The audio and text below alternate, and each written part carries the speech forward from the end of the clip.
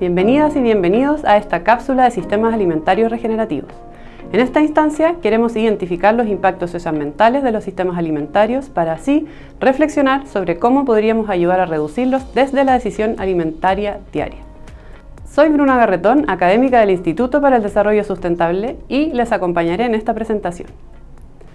Distintos autores y referentes como David Orr, Miguel Altieri, Vandana Shiva o Michael Pollan nos hablan de cómo el comer es un acto político y ecológico. Lo que comemos, cómo lo producimos y nuestra relación con la comida determinan en gran medida el uso que hacemos de este planeta y lo que será de él. Nuestra decisión diaria de qué comer tiene enormes implicancias en nuestro impacto planetario y nuestra huella ecológica. Tal como muestran Seth Wines y Kimberly Nicholas en su estudio del 2015, la decisión personal sobre qué comer se encuentra dentro del grupo de las decisiones personales de alto impacto en la reducción de las emisiones de gases de efecto invernadero. Junto a esto, hoy sabemos lo importante que resulta el cómo y dónde se producen los alimentos para poder explicar mediciones tales como su huella de carbono. Es así como el 30% de la huella de carbono proviene de cómo nos alimentamos. Y aquí se conjugan distintos elementos que nos dan luces de lo sistémicamente conectados que se encuentran los impactos socioambientales de nuestra alimentación. Como señala el estudio de Pollan Nemec publicado en 2018 en la revista Science, los elementos involucrados en cómo se producen los alimentos pueden proporcionar impactos ambientales muy diferentes. Para poder abordar la complejidad de los impactos de nuestra alimentación actual, primero necesitamos definir qué es un sistema alimentario.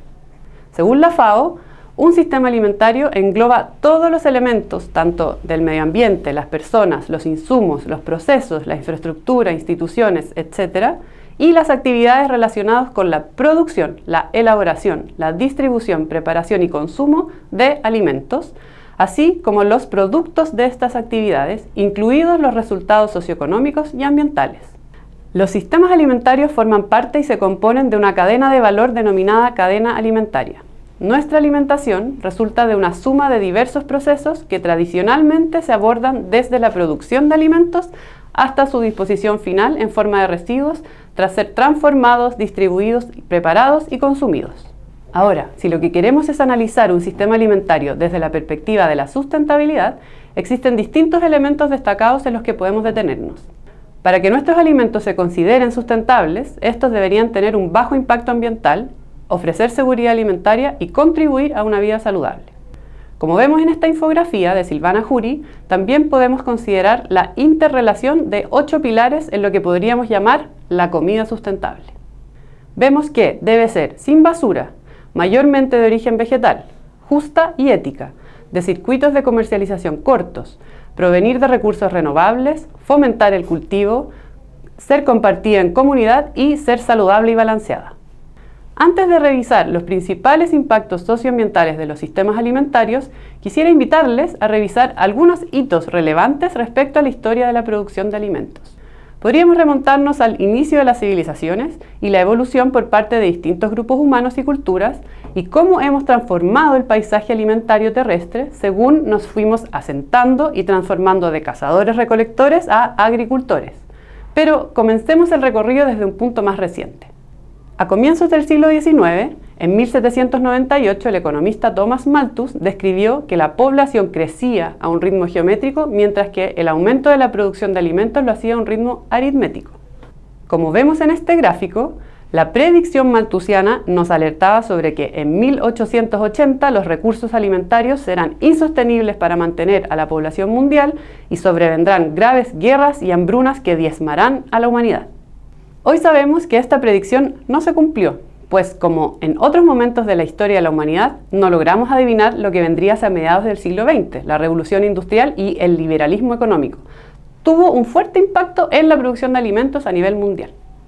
Todos los avances en ciencia y tecnología alcanzados tras la revolución industrial y las guerras mundiales tuvieron su repercusión en los campos. Mecanización, uso de fertilizantes químicos sintéticos y monocultivos fueron las principales aplicaciones a los cultivos. La Revolución Verde, término acuñado por William Gaut en 1968, tenía como principal objetivo el incremento en la producción de granos tras la Segunda Guerra Mundial para combatir el hambre en el mundo. El objetivo de la Revolución Verde se logró. Aquí vemos imágenes del aumento de la producción agrícola y la superficie cultivada en 87 cultivos entre 1961 y el 2022. Es importante notar que este incremento se consiguió tras aumentar el rendimiento por superficie más que por un aumento de superficie cultivada. Ahora bien, muchos desafíos actuales son productos de las soluciones del pasado, y es que el modelo agroindustrial, pese a ser exitoso, hoy nos enfrenta a grandes problemáticas. La agricultura industrial efectivamente tiene una alta productividad, pero a un altísimo costo. Alta dependencia tecnológica, la cual a su vez tiene un alto consumo energético derivado de combustibles fósiles. Además, tiene un alto costo socioambiental, junto con entregarnos un sistema alimentario que hoy no nos garantiza alimentos saludables. Dentro de las externalidades ambientales negativas de la industrialización de la agricultura, encontramos cambio de uso de suelo y destrucción de hábitats para la conversión a suelo agrícola, erosión y pérdida de la calidad y fertilidad de los suelos, emisión de gases de efecto invernadero por uso de combustibles fósiles y pérdida de suelos como sumideros de carbono, desequilibrios en los flujos biogeoquímicos globales del nitrógeno y el fósforo, contaminación y bioacumulación de plaguicidas y fertilizantes sintéticos. Todo lo anterior nos deja con alarmantes patrones. Casi un 40% de la superficie terrestre, excluyendo la Antártica, hoy la utilizamos para actividad silvoagropecuaria. Y un 98% de esta superficie agrícola está bajo manejo convencional del modelo agroindustrial. Además, la agricultura usa entre un 70 y un 90% del agua disponible. En nuestra historia, de un total de 30.000 especies de plantas comestibles, la humanidad ha domesticado y cultivado entre 6.000 a 7.000 especies para producir alimento. Hoy, el 80% de la alimentación humana proviene de 10 especies vegetales y 4 especies animales, las cuales además producimos con dilemas éticos y de bienestar animal. Hemos simplificado y homogeneizado a escala global nuestro paisaje alimentario.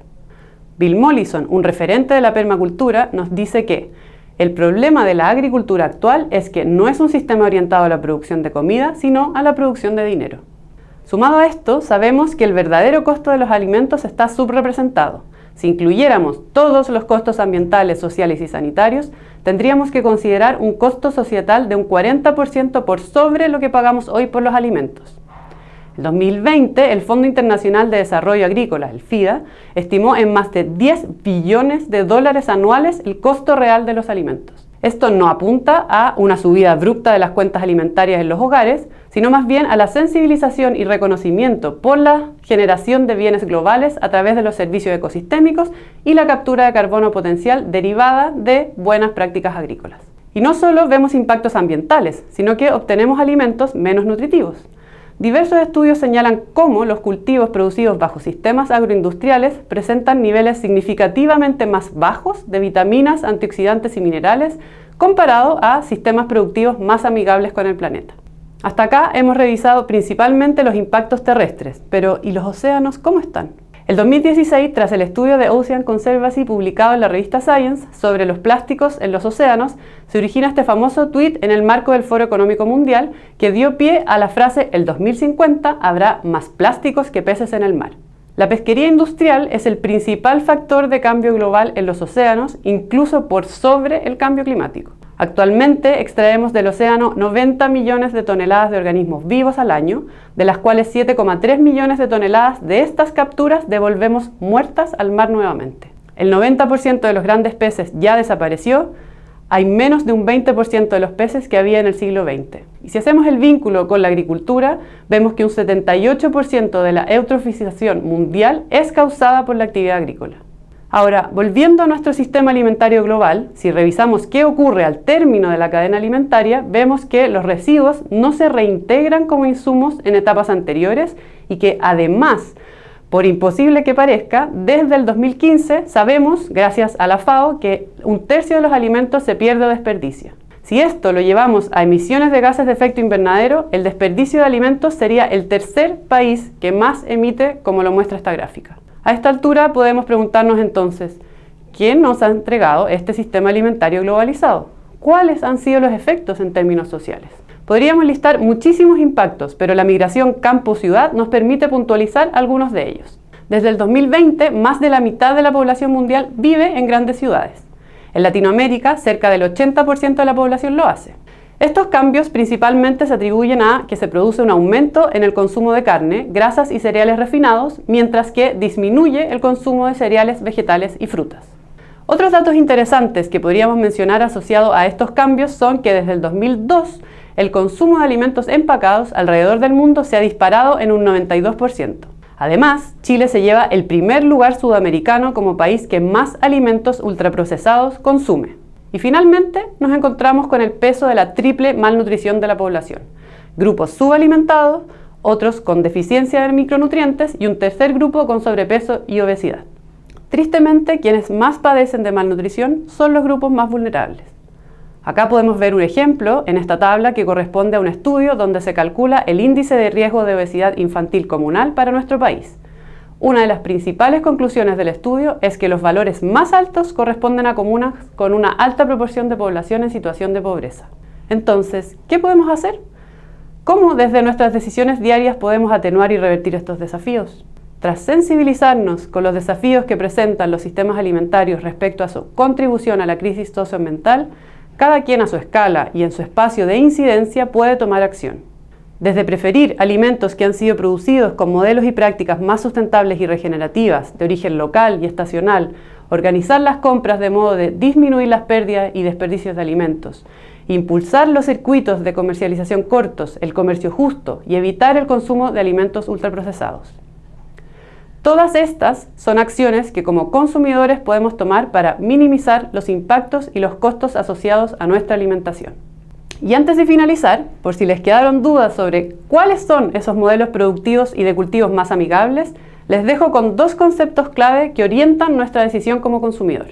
En primera instancia, la agricultura regenerativa, que busca revertir el cambio climático restaurando el suelo basado en los principios de biodiversidad, protección del suelo y biomímesis. Es dinámica, holística e incorpora prácticas para fijar carbono en el suelo y manejos culturales amigables buscando que la naturaleza provea. En segundo lugar, la agroecología, que según Miguel Altieri se define como los manejos agrícolas que imitan lo que ocurre en la naturaleza para lograr una agricultura más autosuficiente y sustentable. A esta definición, Alejandro Rojas agrega que la agroecología busca recrear, amplificar y reproducir a escala mayor lo que los campesinos han venido practicando durante mucho tiempo, lo que se denomina la traducción cultural. Aquí les dejo los 13 principios de la agroecología, los cuales, como verán, trascienden de ser solo manejos agrícolas e integran muchos de los desafíos que hemos visto en esta cápsula. Muchas gracias por acompañarme en este recorrido, tras el cual esperamos pudieran identificar los impactos socioambientales de los sistemas alimentarios y estén motivadas y motivados en ayudar a reducirlos desde la decisión alimentaria diaria. Muchas gracias.